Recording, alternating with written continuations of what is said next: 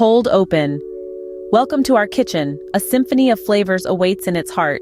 Today it's all about Tonkotsu Ramen with pork belly and Ajitsuke Tamago. Imagine a bowl of ramen noodles cooked just right. A pot simmering with tonkotsu broth. A broth so rich and flavorful it's been simmered for hours with pork bones. Now imagine layering thin slices of tender pork belly over those noodles, followed by the star of the show, Ajitsuke Tamago, a marinated soft-boiled egg with a gooey center. But we're not done.